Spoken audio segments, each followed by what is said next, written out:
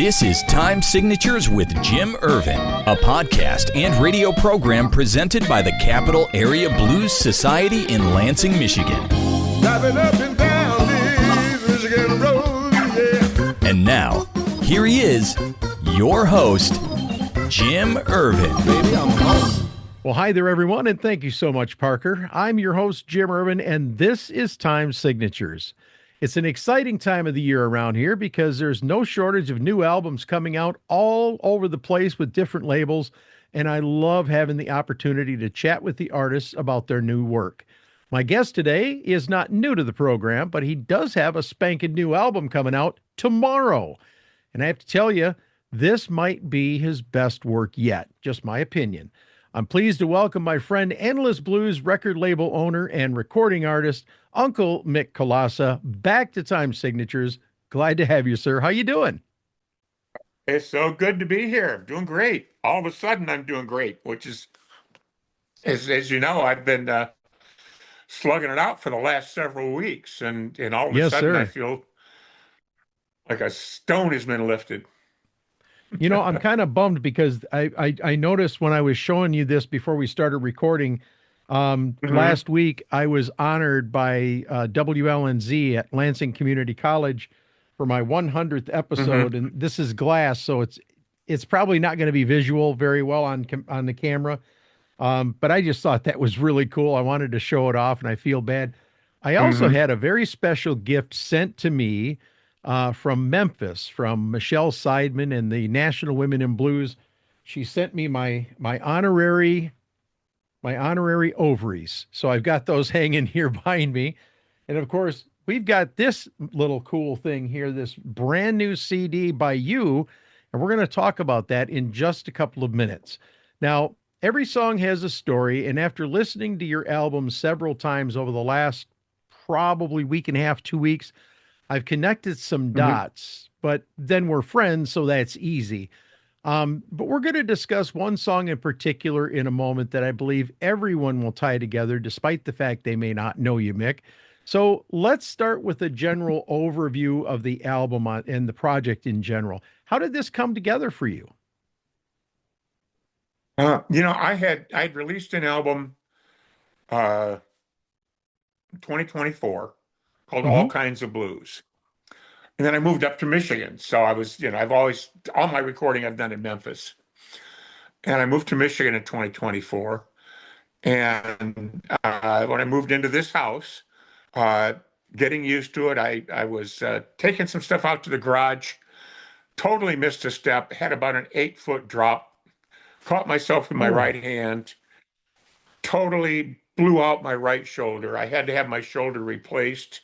Surgery was not successful. So I moved to this lovely place on the river to do some fishing. And all of a sudden I'm in a situation where I couldn't use the boat that I bought. Oh man. I can't even mow my lawn anymore because of the lack of functionality in this shoulder. So, it's all of a sudden I was going to do all this stuff. Now I've got to reconfigure that. I went well over a year without writing a new song. And for some reason, last spring, these songs started coming to me. And, the injuries in my age were part of it, as we'll get to with some of the songs. But they just started rolling in. And a few years ago, I had a cover on Blues Blast magazine, and it just says Mick Kolassa, Blue to the Bone. And I said, yeah, I like that. And so that's where the title came from. The original title was going to be Okay, but Just One More. Okay. And that might be the way it is. I don't know.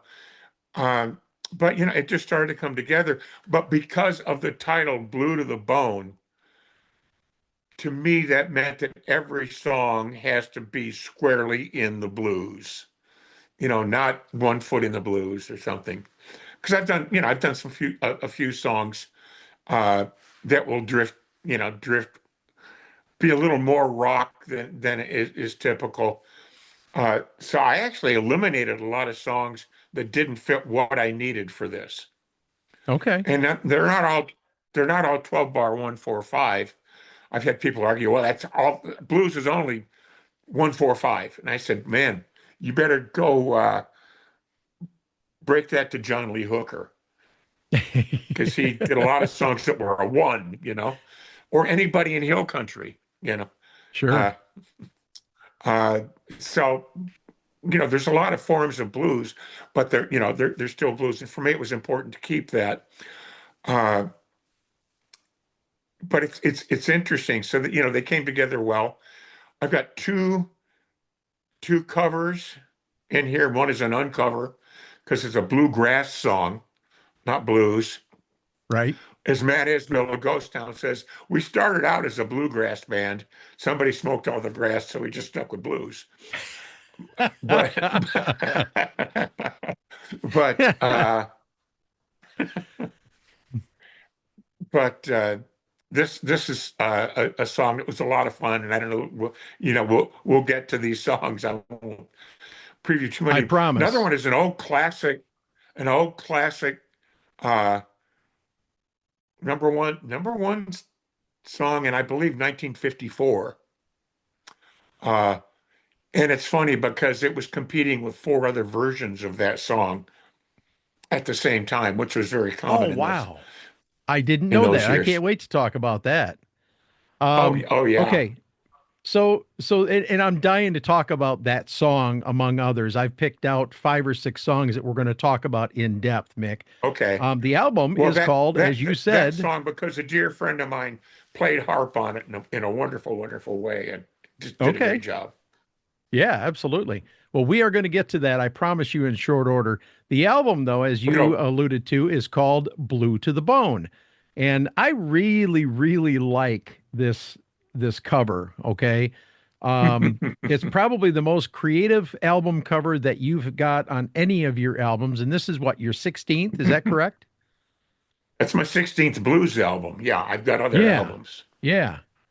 But I think it's kind of cool, and it's for people that have never seen you. Of course, you do have your beard on right now, but this little guy has a beard as well, and it's a fun album. But I wanted to talk about this because you didn't cut corners on this at all. As a matter of fact, you alluded to the fact that you have recorded Right, your albums previously in Memphis, and you went back not once but twice to get this album done, didn't you? right, thrice. I Oh, 3 times. actually Wow. went back 3 times. Real quickly, that cover, uh, Yeah. friend of mine, Madman Sam Jimenez. And I've known Sam for years. In fact, Sam did illustrations for my album Ghost of the Riverside Hotel. He did Okay. Yep. caricatures of the artists who'd stayed in the hotel. And then we buried them around in different places. And Sam had been putting some pictures on Facebook, and he just wrote a book called Discover the Blues. And it's a great introduction, and it is filled with those kinds of things. And Sam admits he's a great artist, and he uses AI to bring these out. So that's AI stuff, but it starts with Sam. I'm not And going to hold it against him. This is pretty no, badass, oh in my no, I think opinion. it's done wonderful. It's done wonderful. Yeah. But I really want to recommend his book, Discover the Blues. Okay. We're going to use it in some of the blues in the school programs, Yes, sir. and it's just great. Met him at the IBC a whole long time ago. Okay. Sam Well, listen, and his lovely, lovely lady. let's But unpack a anyway, few. Oh, so go ahead. I'm sorry. yeah, well, no, back to your question that I probably put as much work into this album as any 3 or 4 others. Uh, it was so planned out. I started working on it right away, and I always build a spreadsheet for my albums Okay. so I can keep track. Okay, I think this needs this. There'll be notes. There'll be which instruments do I want on it? Who do I want on those instruments? What key, what tempo, things like that. And so I started putting these together, and I was going to bring Jeff Jensen produced it. Jeff has produced most of my albums. Uh, and so I started sending him my demos and the other stuff very, very early on. So in August or earlier, no, it must have been July or early August, I Okay. went to Memphis and met with two of the musicians plus Jeff, Bill Ruffino on bass, James Cunningham on drums. Now I have to say something about James. He he can play any shuffle there is, and that's saying a lot because a lot of drummers don't know there's more than one shuffle. Heck, some don't know there's any. But uh, and yeah, James is just so great and consistent. He doesn't look flashy, and when he's playing, it just you might think, well, yeah, he's keeping things together, but then you listen and he adds color that you don't notice because he's not a flashy player. He's a rock solid player. Okay. So I sent him 8 demos. I think that was 8 demos. And no, in fact, it was 9 because one of the songs I cut because it wasn't bluesy enough. But we got together and we were going to cut demos of those 9 songs. And we sat down and it took us less than 2.5 hours to lay down all 9 demos. Wow. They'd heard them. I'd sent them my rough. They charted them out. We went through, played each one once, made some adjustments and tightened some things up, played them, and it was crazy. And it was fun. Some we saved to the very end because they're going to be so hard. Those we did in a single take. But we got Wow. that done, and that made a huge difference because then the musicians had those finished, rock solid demos to play with. So we went into the studio and did 8 of those songs, and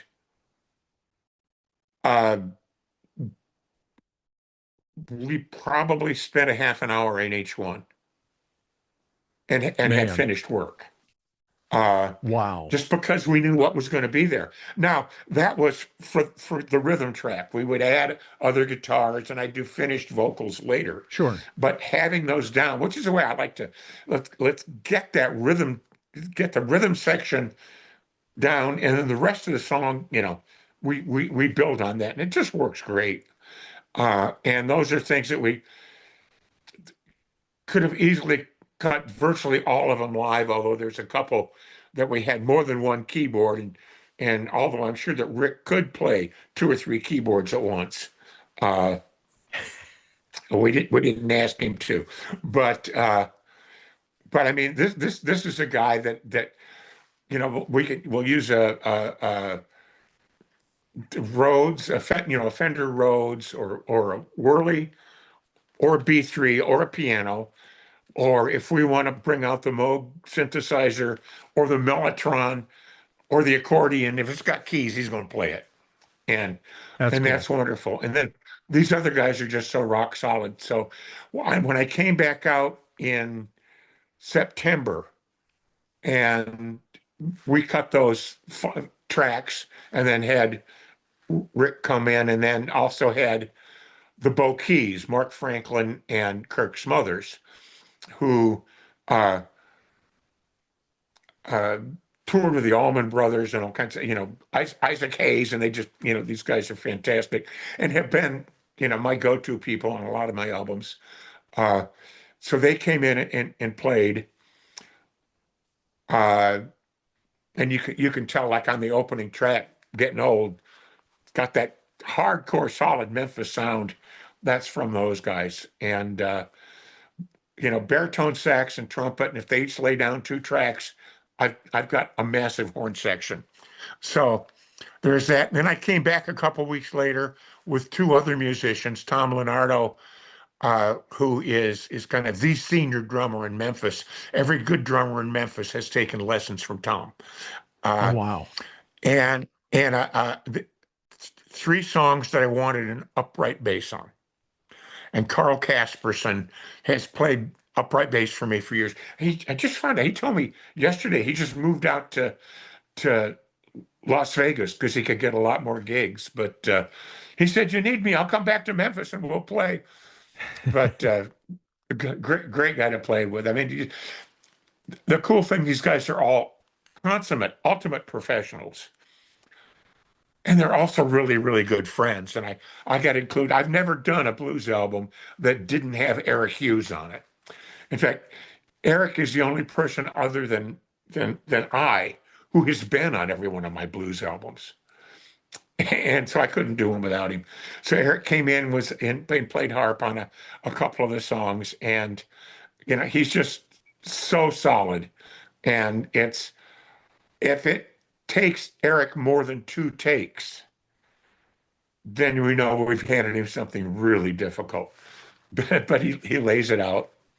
And so, that was fantastic. And then I had one song where I wanted a very special friend to play harp on it. And, we shipped it to him via email, and he did it. And we'll get to that one in a bit. But it was 3 trips to Memphis after the final session with Tom and Carl, and that took not half a day to do those 3 songs, and they'd never heard them.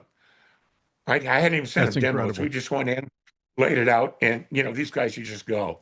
But it's these folks, you can sit down and we could easily do an entire show one night and not have to rehearse any of it. We're just going to play, and a lot of folks like that.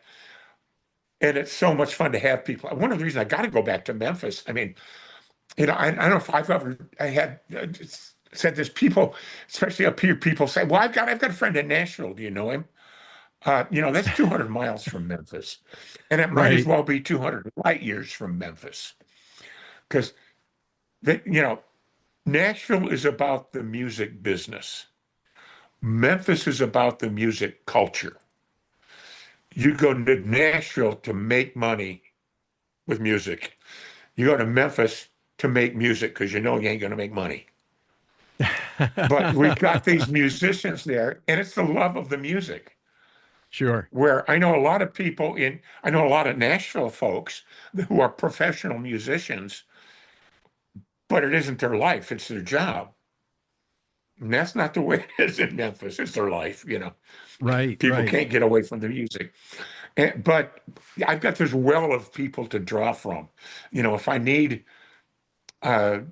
slide guitar, I've got Brad Webb. I've got 4 other people that can play a really good slide guitar. Walter Hughes. Jeff Jensen took the opportunity during COVID and taught himself slide guitar.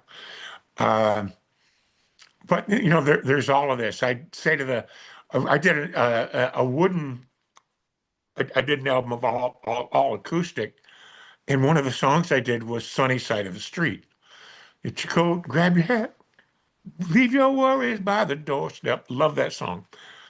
And I said, "Gosh, I wish I knew somebody who played vibraphone." And the engineer says, "Here's I got a guy."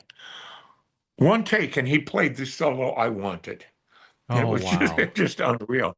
So to have that, and there's great studios up here and good musicians, but not these guys. And so it makes a difference, Sure. Well, Mick, let's Mm-hmm. unpack a few of these cuts, man. This album comes out of the gate with a fun tune and lends itself to your writing style. For those that know Mick's work, those fun tongue-in-cheek songs. And this one is called "This Getting Old Is Getting Old." And to be fair, there's a certain level of realism that you kind of alluded to earlier in there, isn't there?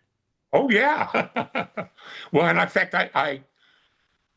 the part of what I've been going through is due to, and I mentioned in one of the verses that my good knee went bad. Yeah. Yeah, you talk about, But yeah, pain showing up where you didn't have pain before. And I'm like, right.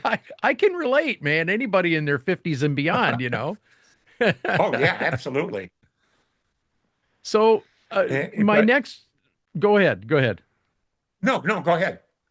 I was just going to say, it's a lot of fun. That's one of the things that I noticed about your albums is that you have a really strong knack for floating between, really important, hard stuff and then, this stuff, just the fun stuff.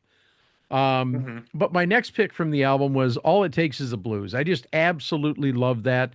And and you had mentioned that you have different variations of the blues on your album.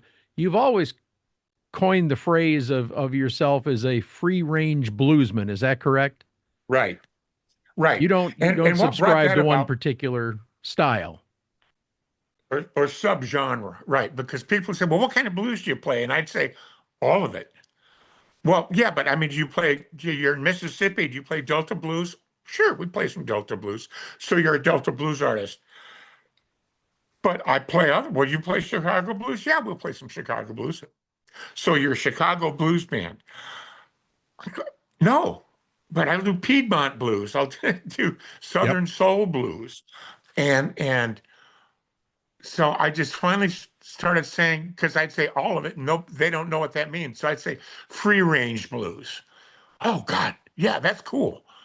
And that just means if it's blues, I'm going to play it. And there's nothing Whether wrong it's with that. Johnny Mercer, Right. whether it's Johnny Mercer or whoever, if it's good blues, it's good blues. I Yep. just found out that I did Johnny Mercer. I did a cut of Blues in the Night on my first blues album, Mississippi Mick, and it just got its 5,000th stream on Apple Music in the Wow. US. That song. So, Well, can I I wanted, quick tell you a real quick story about that song because sure, it's by one of all the means. greatest. I got a letter from a DJ who said, I don't normally just share these kinds of things, but I have to. He said, I played your song, Blue, your version of Blues in the Night. And he said, and I got this note. And the guy sent it to me. And the note was, growing up, we didn't have a radio or a record player in the house. We had mom who would sing. And her favorite song to sing was Blues in the Night. Okay, this is going to be hard. Said, I lost mom 30 years ago, but tonight she came for a visit. Oh, wow. And, you know, that's better than money. You Yes, sir. know, Yes, sir. you know, when 100%. when you can touch somebody like that and deliver that, that's just, that's Yeah. that's why I like to do it. Yeah. It's the good stuff, man, Mhm. for sure. So, but anyway, yeah, but all of those people influenced my writing too. And it's not, and it can be, I've borrowed lines that people have used. I did on my last album, I used a line, I want a snowball in my mouth. I got that from John Hyatt in a song he made up one day, opened a show with it that night. Uh, and, but I love it. I got to tip my hat to those people. But, someday I'll work some Jim Lauderdale into a song. There you And, go. he's not a blues artist, but but my favorite line ever in a song is from Jim, who did this song, and it's about going into an empty house and looking around and knowing who he misses. And he said, and I go into a room and there's a vase with nothing in it but the ghost of a rose. Now, that took Wow. my breath away, that Yeah, line, no kidding.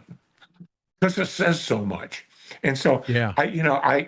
I try to paint pictures with that, and not to be too obvious. but Yeah. but there's now All It Takes Is Blues if you'll notice, there's a line in there that says, it can be a simple shuffle or a screaming guitar. Now, when Yep. I say that, if you listen, the first time I say screaming guitar, that's, I think, Eric Hughes blowing harp. The next Okay. line, because it's AAB, screaming guitar, James Cunningham doing a drum fill. So, That's cool. just like that, yeah. Yeah. So you got to have I fun want with to it too. I want to turn the page and get a little bit serious here because I believe it was on your last album you penned a song called "Baby's Got Another Lover," a No, song. that was actually 14, 13 years ago on Oh, Mississippi Mick.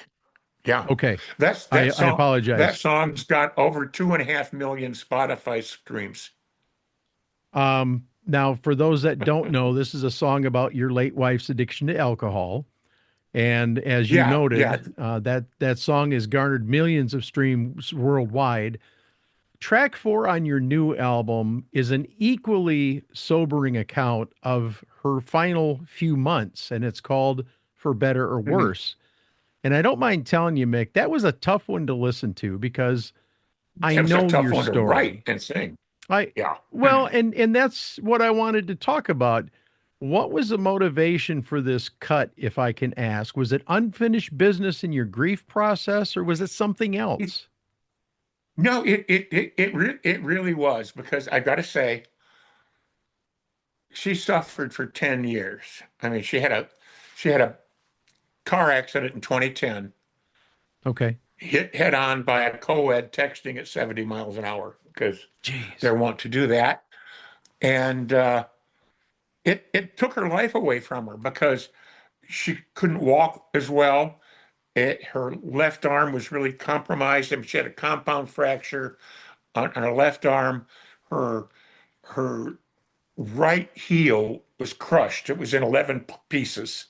Oh, jeez. And so she couldn't walk well. It's a wheelchair for a long time, and she just gave up. And so I saw, so she that's what got her into the drinking. Okay. Got her into drinking heavily, and it was daily that she was drunk. And there are times I'd get up in the morning and she was already passed out from drinking. Wow. And so it was suffering through this, wishing it was different, and then in 2020, January 2020, just getting ready to go to the IBC, she took a fall, went into the ICU, and they said, we're just going to put her in hospice. And so she was at-home hospice for 2020, and all of a sudden we're locked down and everything. Yep. So the good news, I could be there to take care of her. But watching those last few months as it was just awful. She was suffering. She was wasted down to nothing. Uh, but still drinking, and it was a tough thing for me because I had to make the decision to buy her the alcohol and cigarettes to stop her from driving into town to get them because she would have killed somebody. So it was. Yeah, I was an accomplice, and it was a very tough thing for me. Uh, Yeah. but she had done it before when I said, no, we're just going to stop. And the next thing I know, she's hiding booze around the house. So, I got it for her. So, but anyway, at the very end, the final few weeks, it was just, she was barely there. I called the kids. My two daughters were there when Molly took her final breath with me. I was holding her hand. Uh, And the thing was, at that moment when she took that breath, it wasn't grief, it was relief. Her suffering was over. Yes, sir. Glad for her that her suffering was over. And so it was very different. I was thinking, why is it I've got these friends that just years later and they're still in deep mourning. And it's because they lost somebody just like that. I had 10 years to get ready for her to go. I had that one very intensive year. And so it wasn't grief. Uh, but I started thinking, okay, what brought on the drinking? Because I understood the process. I understood now what she was doing was just she'd given up on life and was Sure. and there's a lot of other things behind that. But I thought through it, and I started to really miss her. But I was able to miss the her from 10 and 20 and 30 years before Right. that. Right. That's implied in the song. Yep. That line, I love her, or the memory of what she used to be. Yep. Oh, I had to stop when I wrote that line. It's, oh my God. And that, that's really what it was. But the power of that line was just it blew me away. Like I said, it was a hard song to sing. Every time we did it, I was crying. I cry when I hear it now, Yeah. because it brings back all those bad times, and watching her suffer the way she did. So I always said that the song "Baby's Got Another Lover," which the final verse says it's going to kill her, and I know it's killing me, and uh, um, that was in 2013 when I wrote the song, and she died Okay. in 2020. So so 7 years. I said, and when she heard the song, she said that song is amazing, and please, I don't ever want to hear it again. And I could understand that, but I needed to share my concern with her on that when I did this song. Um, Well, it but was I always cathartic for considered, you. oh yeah, but I said with this song, for better or for worse, and Yeah. that's from when I said, but it's tough to do this, but I promised for better or for worse. That was the vow I made, and I Yes, had sir. people say, "God, you were so great to stay with her." What was I going to do? Abandon her? I mean, it was What that. was the choice? Yeah. Yeah. um, but but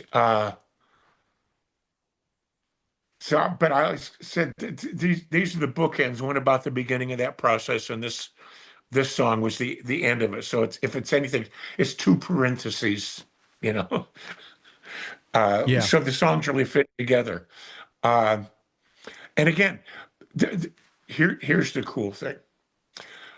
Jeff Jensen and the first song, "Baby's Got Another Lover," is so popular because of Jeff's playing.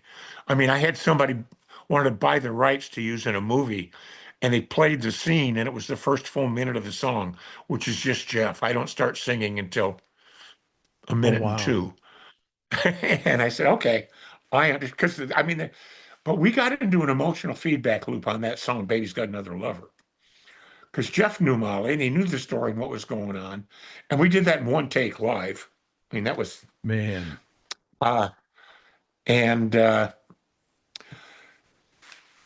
so when I was there, Jeff said, "Okay, well, we'll get to redo this song, but I need to restring the guitar." And I said, "Why?" He said, "These are the strings I used for Baby's Got Another Lover, and we're going to play on this," because he saved the strings from that song. No kidding.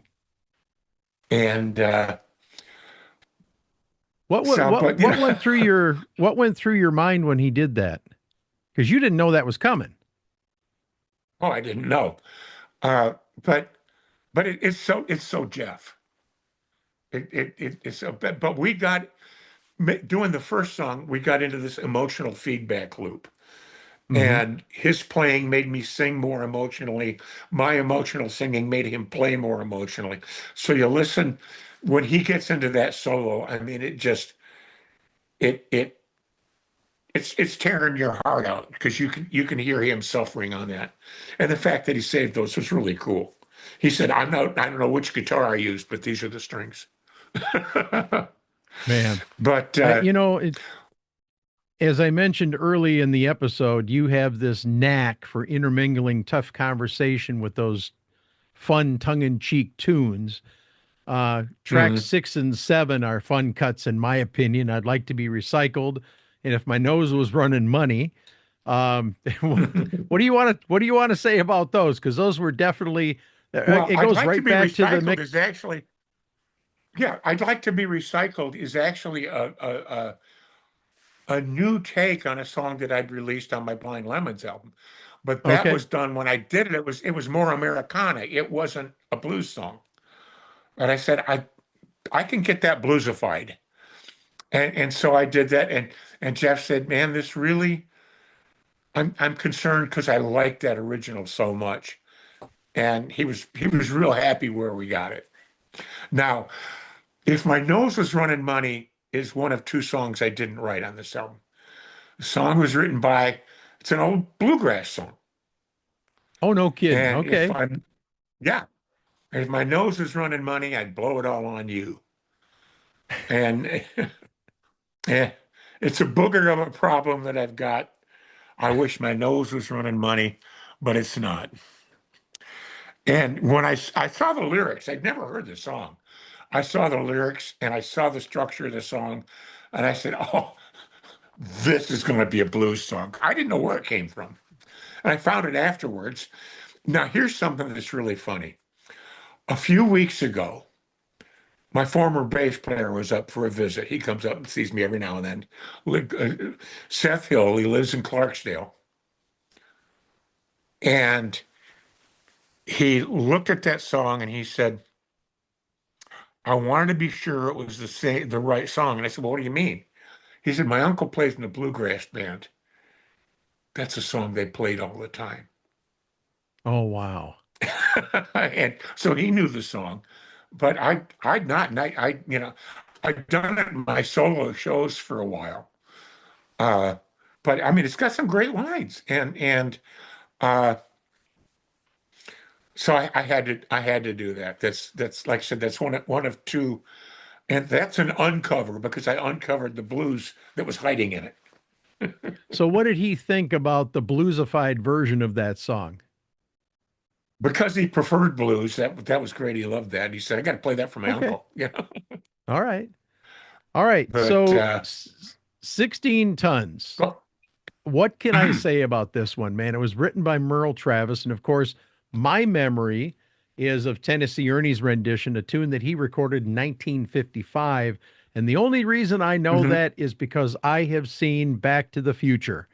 And 16 Tons and Mr. Sandman were the two songs that you hear during that show. And it took place in 1955 when he went back to the future. But I truly enjoyed your reimagined version, Mick. What was the motivation for adding this one to the album? And by the way, I want to Well, congratulate you because you really made it your own. and I think that's important. I mean, I'm not going to do. People say that you're doing. Are there any covers on there? I said there are some non-original songs, but there's no covers. I'm not going to cover it that way, Right, because right. why? I mean, Ernie did a great version of it. Why should I sing it exactly like him? If I want to hear his version, I'm going to listen to Ernie do it. Uh, Right.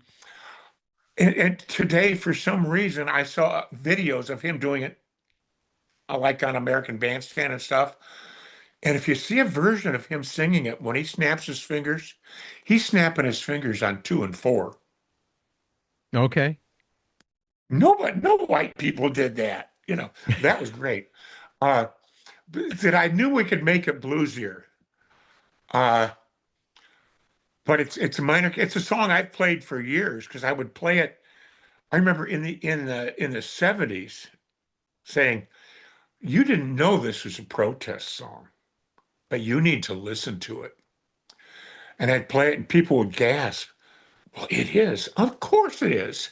And it's the song itself is very consistent within blues.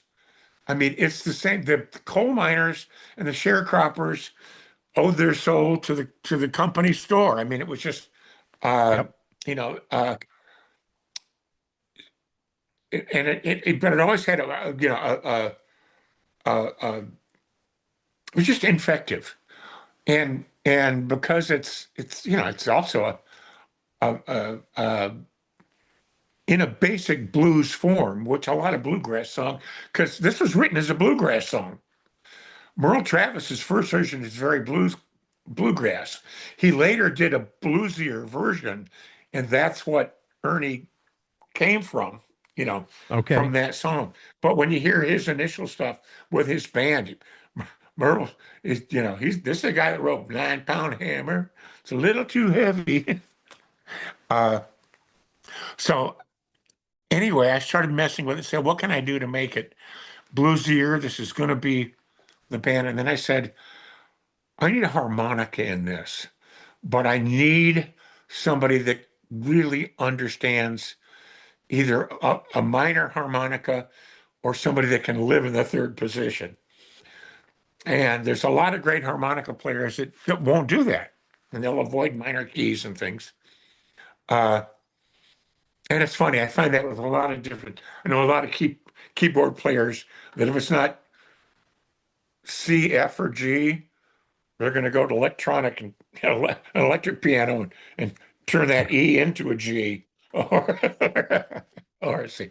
Uh, but I knew, and this guy, well-known harmonica player, you might know him. He's Bob Corritore. Gee, And who's this guy? yeah, who's this guy? And I've known Bob for years, and he used to say, Mick, let me know when you need somebody.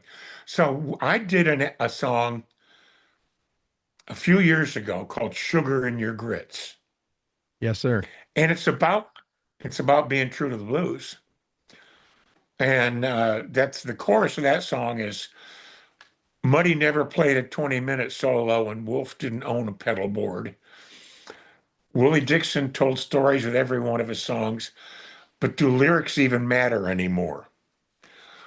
And I asked Bob because I knew he would not only really understand, but he would agree to his soul with that song.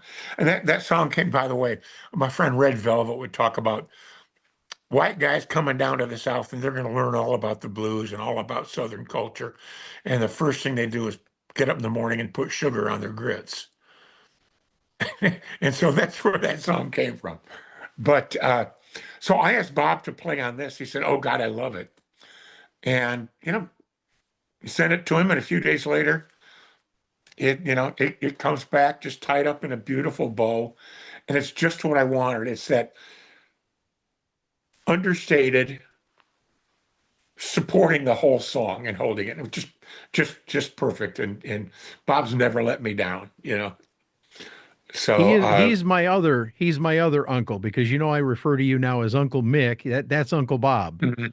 And Oh, ironically, on the day we're recording this, last night on Sunday evening on KJZZ, Bob celebrated his 42nd year of those Low Down Blues. Can you believe that?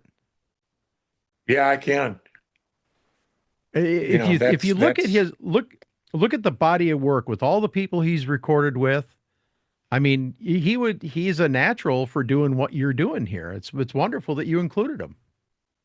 oh yeah. Well, it's an honor that he allowed me to include him when you look at who he's played with and what he's done. Oh my But I mean, Lord.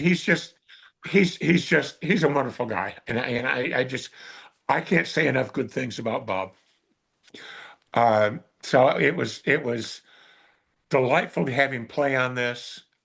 Indeed. And he really helped to make the song what I needed it to be, and I knew he would. Very So, cool. Please don't write that song. I've got to hear the backstory on this, Mick. It's another one of those Mick Kolassa songs that you just, like I said, you have a knack for doing this tongue-in-cheek stuff. And it I guess I got to hear the backstory.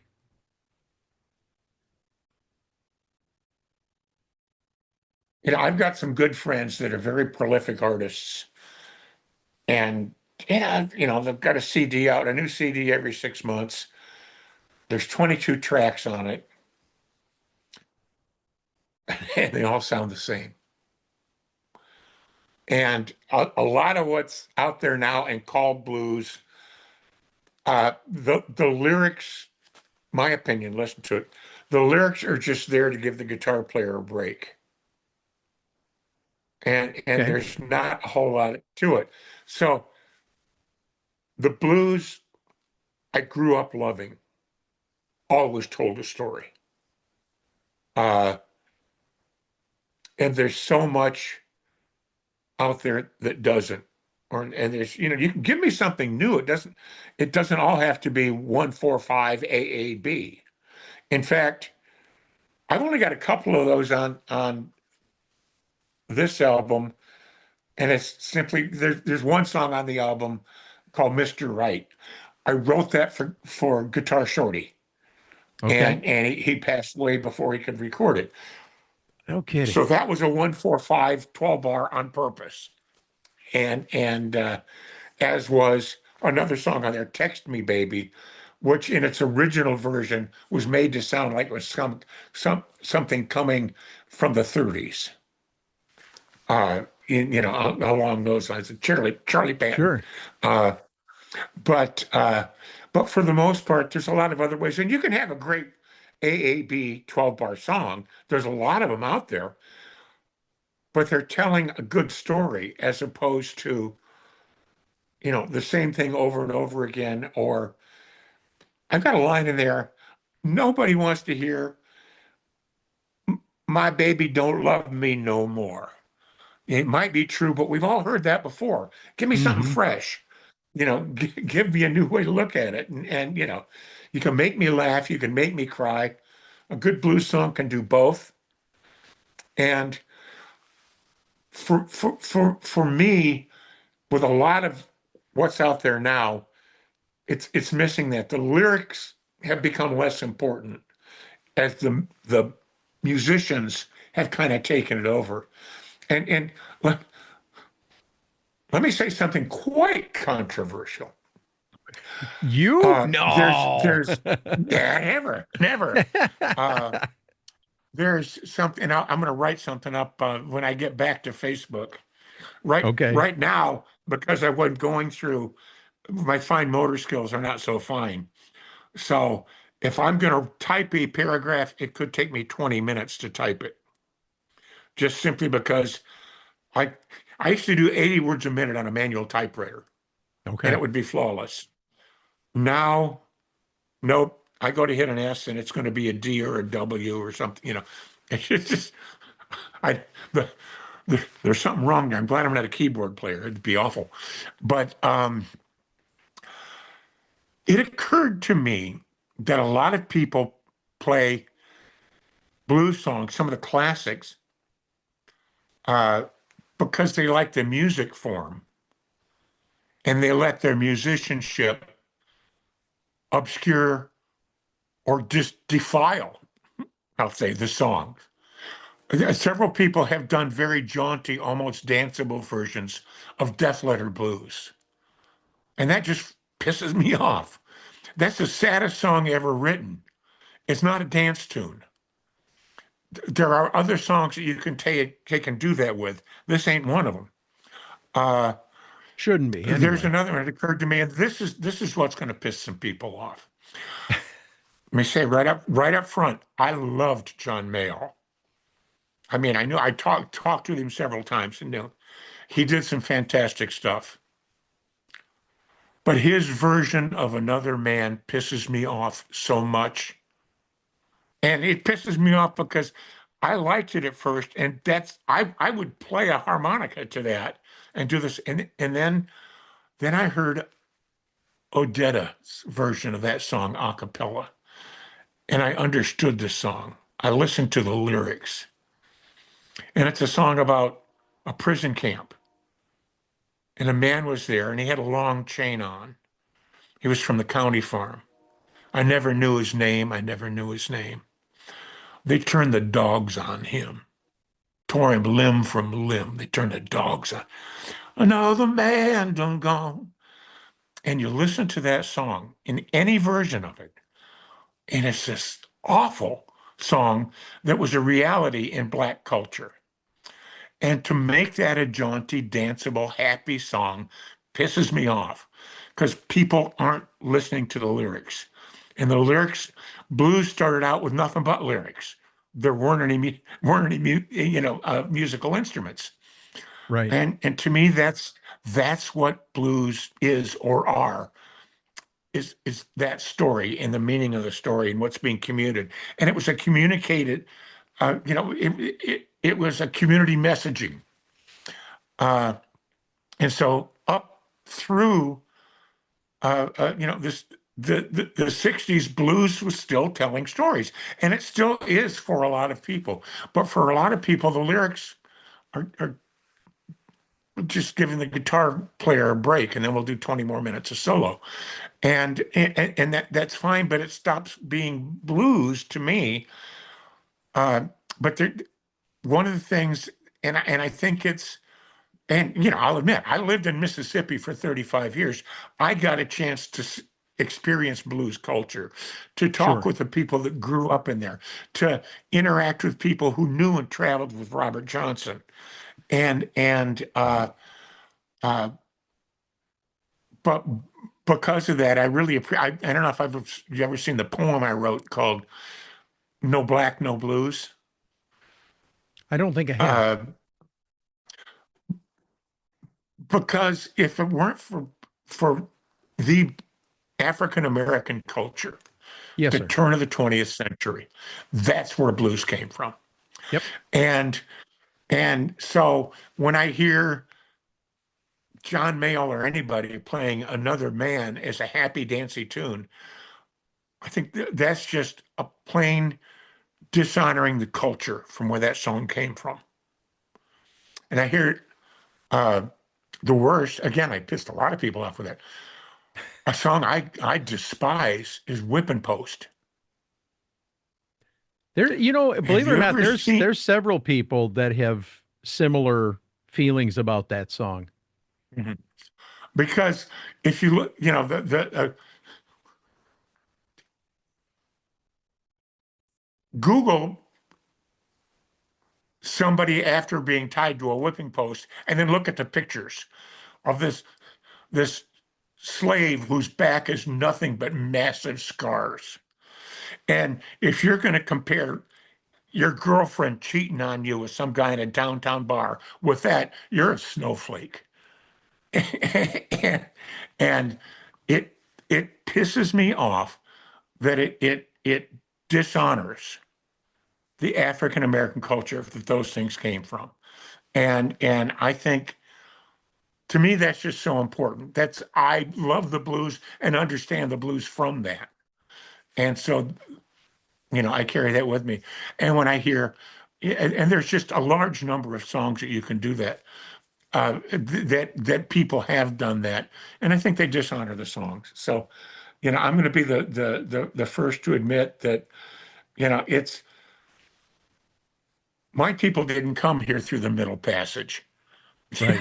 You know? Right. So anyway, so that's going to show up in my music a lot, and Nothing wrong with that, Mick.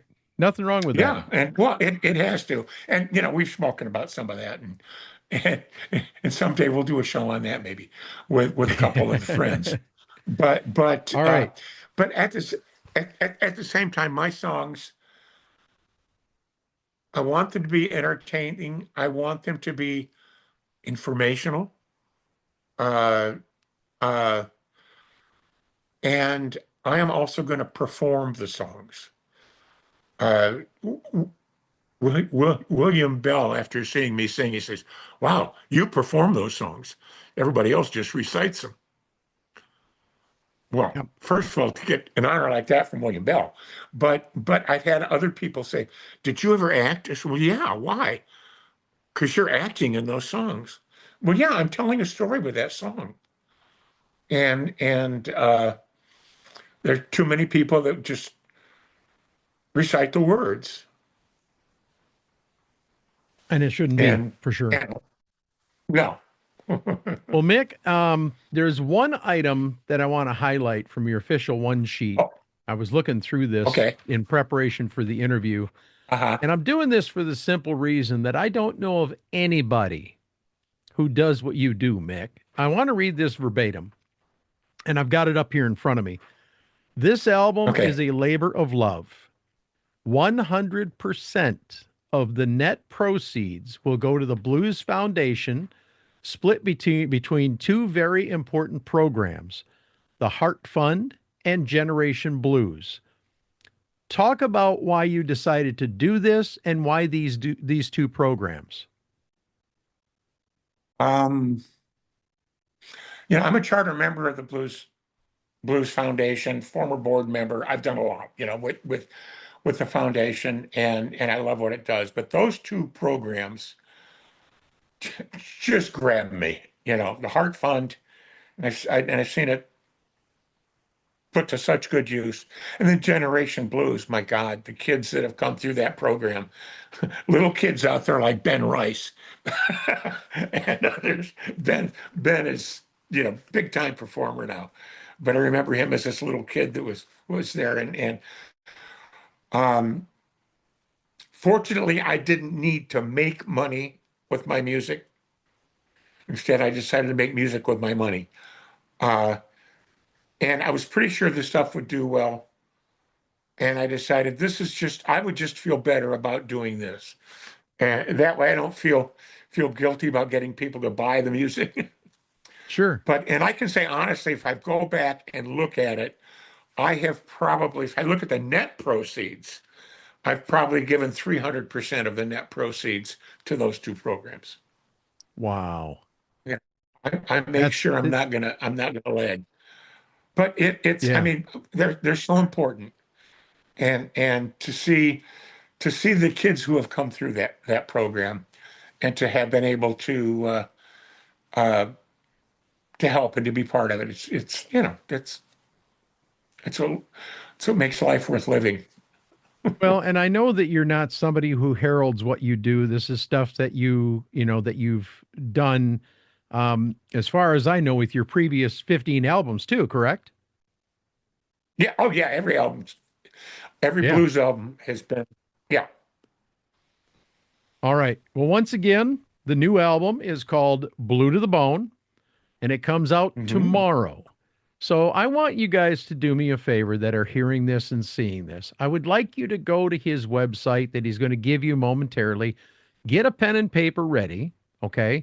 We are also going to put this information on the information section for this interview. I would like to see as many people as possible go to that website and purchase every single album because he's doing great things with the money. I mean, it's not like you're not building wealth for this gentleman. He's using it for the future generations of the blues, and it's a wonderful thing to see that happen. So, Mick, I'm going to step back. I would like you to tell them where to go to learn more about you and also where to order this music. Would you do that for me, please? Okay, I will. But first, I want to say we chose tomorrow for the Yes. release date because it would have been Molly's 72nd birthday. Oh, how cool. And it just seemed right. Yeah. So anyway, my website is mimsmick.com. Because they used to call me Mississippi Mick. So that's MI for Michigan, MS for Mississippi, MICK. And you can also get to my website through the endlessblues.com website. So there's two ways to get there. And if you don't want to buy on my website, there's Bandcamp, and a lot of other ways to go. But buy it for me, 100% of it's going to go right to the Blues Foundation. And hope you enjoy them. Well, Uncle Mick Kolassa, I am so thankful for your time today, my friend. I love this album. It's a lot of fun, and it seems like every time I listen to it, I find something new, another nuance of the album that I find to enjoy. And I know that you'll have Well, payment forthcoming. Go ahead. What are you going to say? well, I was going to say we planned out everything on this album, and there's always pleasant surprises that pop up, but this was the most on purpose album I ever did. Well, it is my honor to have a couple of copies. As a matter of fact, I've got one framed here. This is just the cover that you signed for me so graciously. This one is going to be given away as a fundraiser for the Capital Area Blues Society or whatever we're doing. And I'm going to be getting payment off for these, and I appreciate you sending them to me in advance. But I want to thank you once again for joining me today, and I love you, man. Thank you so much. Love you. Thanks, everybody. Take care. Keep on bluesing and keep it alive. Yes, absolutely. Now, before we close this episode, I want to talk to you about the Blues Foundation located in Memphis, Tennessee. The Blues Foundation preserves blues heritage, celebrates blues recording and performance, expands worldwide awareness of the blues, and ensures the future of this uniquely American art form. The Blues Foundation is responsible for the International Blues Challenge, held each year on Beale Street, the annual Blues Music Awards, and the Blues Hall of Fame. Celebrating 46 years, and they're just getting warmed up. To make a tax-deductible donation, please do me a favor and go to blues.org today and click the donation button at the top right to do so. And thank you, as always, for your consideration. And I love that guitar head. And that wraps up this edition of Time Signatures. Once again, my thanks and appreciation to my special guest, Uncle Mick Kolassa, but also to you, for without you, none of this would be possible. Jim Ervin reminding you, keeping the blues alive is everybody's responsibility, but preserving the history of the blues, one story at a time, remains my mission. Until next time, so long, everybody.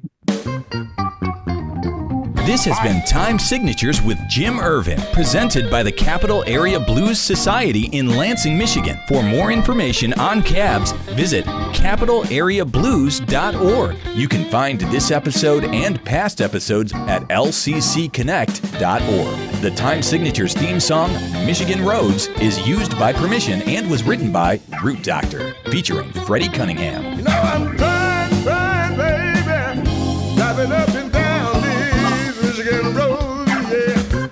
Until next time, keep on keeping the blues alive.